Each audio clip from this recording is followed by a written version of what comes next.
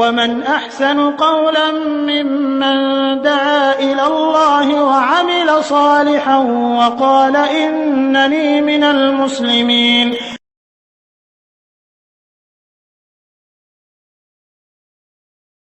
আসসালামু আলাইকুম রহমতুল্লাহি ওয়া বারাকাতুহু।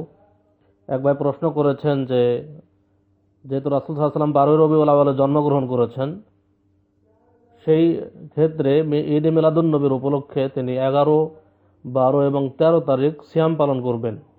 তো এই সিয়াম পালন করাটা কতটুকু শরীয়ত সম্মত?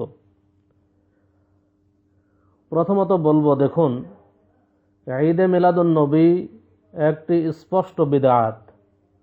ঈদে মিলাদুন নবী রাসূলুল্লাহ সাল্লাল্লাহু আলাইহি ওয়াসাল্লামের জামানায় ছিল না, সাহাবায়ে কেরামের জামানায় ছিল না, তাবেঈনে ইজামের জামানায় ছিল না।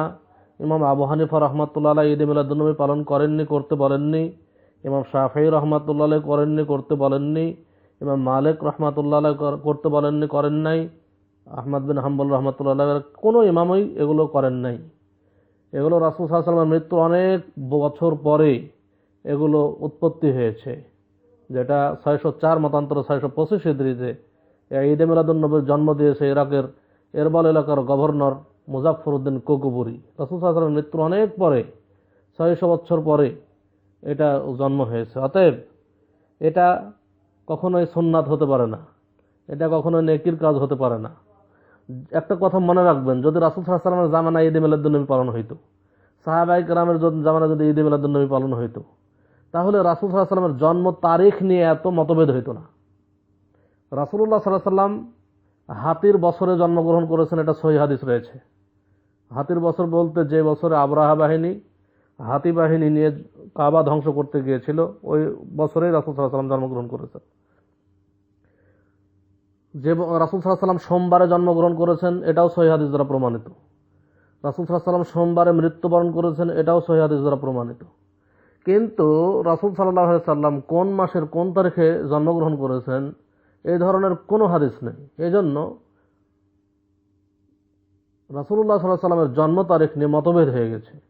কেউ বলছেন রমাদান মাসে, কেউ বলছেন মুহররম মাসে, কেউ বলছেন সফর মাসে, কেউ বলছেন রবিউল আউয়াল মাসে। রবিউল আউয়াল মাসের আবার একাধিক মত। কেউ বলছেন রবিউল আউয়ালের 2 তারিখ, কেউ বলছেন 8 তারিখ, কেউ বলছেন 9 তারিখ, কেউ বলছেন 10 তারিখ, কেউ বলছেন 12 তারিখ, কেউ বলছেন 17 তারিখ, কেউ বলছেন 22 তারিখ। এতগুলো মত পাওয়া যায় শুধু রবিউল আউয়াল মাসকে কেন্দ্র করেই।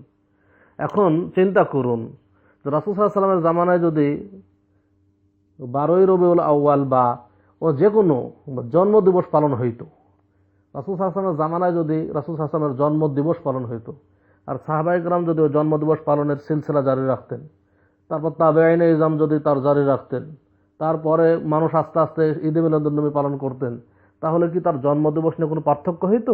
রাসূল সাল্লাল্লাহু আলাইহি ওয়াসাল্লাম কোন দিনে জন্মগ্রহণ করেছেন তা কখনো হইতো না। কিন্তু কখন পার্থক্য হয়ে গেছে? যখন ঈদে মিলাদুন নবী চালু করতে যাওয়া হয়েছে। আসলে রাসূল সাল্লাল্লাহু আলাইহি ওয়াসাল্লাম জন্মগ্রহণ করেছেন কখন, এটা নিয়ে যখন হয়েছে, তখনই মানুষ মতভেদ হয়ে গেছে এটা নিয়ে। অতএব এটা রাসূল সাল্লাল্লাহু আলাইহি ওয়াসাল্লামের জামানায় ছিল না। আর রাসূল সাল্লাল্লাহু আলাইহি ওয়াসাল্লামের জামানায় যা ছিল না, সাহাবায়ে কেরামের জামানায় যা ছিল না, এমন কোনো কাজকে যদি ইবাদত হিসেবে মানুষ পালন করে, নেকি পাওয়ার উদ্দেশ্যে পালন করে, তাহলে সেটাই হবে বিদআত, সেটাই হবে বিদআত। এই বিদআত থেকে আমাদের বেঁচে থাকতে হবে, বিদআত থেকে বেঁচে থাকতে হবে। আর দেখুন, আপনি 11, 12, 13 এই 3টি সিয়াম পালন করতে চেয়েছেন। দেখুন, রাসূলুল্লাহ সাল্লাল্লাহু আলাইহি ওয়াসাল্লাম প্রতি মাসে 3টি সিয়াম পালন করেছেন। মাসে প্রত্যেক 3টি সিয়াম পালন করতেন, শুধু রবিউল আউয়ালকে কেন্দ্র করে নয়। রাসূল সাল্লাল্লাহু আলাইহি ওয়াসাল্লাম 13, 14, 15 এই 3 দিন সিয়াম পালন করতেন। রাসূলুল্লাহ সাল্লাল্লাহু আলাইহি ওয়াসাল্লাম প্রতি সপ্তাহের সোমবার বৃহস্পতিবার সিয়াম পালন করতেন। রাসূল সাল্লাল্লাহু আলাইহি ওয়াসাল্লাম প্রতি সপ্তাহের সোমবার বৃহস্পতিবার সিয়াম পালন করতেন। কারণ রাসূল সাল্লাল্লাহু আলাইহি ওয়াসাল্লাম বলছেন, এই দিনে, এই সোমবার এবং বৃহস্পতিবারে মানুষের সাপ্তাহিক আমলের রিপোর্ট আল্লাহর নিকটে পেশ করা হয়। অতএব আমি ভালোবাসি যে আমার যেদিন আল্লাহর নিকটে আমার আমল পেশ করা হবে, সেদিন আমি সিয়াম অবস্থায় থাকি। অতএব আপনি সোমবার বৃহস্পতিবার সিয়াম পালন করুন প্রতি সপ্তাহে। আপনি একটা ঈদে মিলাদুন নবীকে কেন্দ্র করে আপনি কোনো ইবাদত করবেন না। সিয়াম অবশ্যই একটা উত্তম ইবাদত, সিয়াম অবশ্যই একটা ভালো ইবাদত। কিন্তু যখনই আপনি কোনো বিদআতি উদ্দেশ্যে, বিদআতি অনুষ্ঠানকে কেন্দ্র করে ঈদে মিলাদুন সিয়াম পালন করবেন, তখন সেই উত্তম ইবাদতটাই বিদআতে পরিণত হবে। অতএব আপনি এটা না করে, এটা কোনো শরঈ ভিত্তি নেই।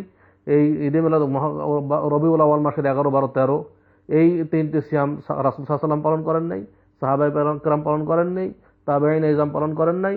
অতএব এটা থেকে বিরত থাকবেন। আশা করি উত্তর পেয়েছেন। আসসালামু আলাইকুম ওয়া রাহমাতুল্লাহি ওয়া বারাকাতুহু।